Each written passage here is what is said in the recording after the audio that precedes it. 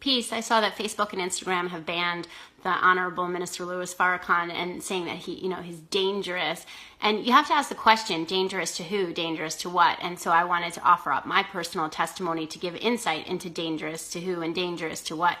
I am a Caucasian. Obviously, I have a Caucasian man. I have 6 Caucasian children.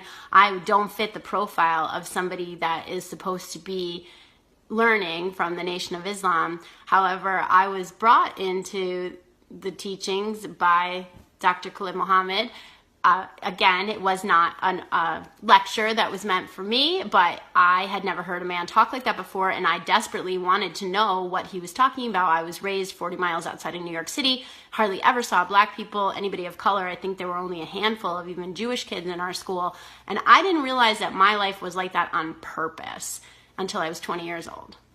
So growing up for 20 years in a Truman Show like reality where everything was orchestrated just so like you didn't see the cracks in Caucasian society and you just kept continuing it. I was not that kid. I never really fit in well. And so when I heard the voice of Dr. Khalid Muhammad, I really had to know what he was talking about. So thankfully, there was plenty of lectures out there from the Honorable Minister Louis Farrakhan, and I, for the first time ever, felt like I had a minister, I had a spiritual guide, I had a director showing me love, teaching me. He's the one that taught me about Jesus. I was this uppity, rebellious, liberal white girl. I didn't have any respect for people in religion. I didn't have any respect for scriptures. He taught me everything. He taught me to respect all cultures and religions. He taught me so much.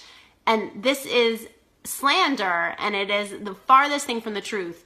And if you think about using the language, hate group and dangerous, there's not any actual facts to back that up. That at this point is just, slander. It's just something that is rhetorically said to just scare you away. Like, oh, there's nothing to see here. But if you think about like the power of 1 2-hour lecture on VHS had on me. And, Dr. Khalid Muhammad didn't have any love for Caucasians, nothing but fire. But yet that had the impact to completely change my way of thinking and really transform how I critically thought about all things that I had ever been taught in my whole life.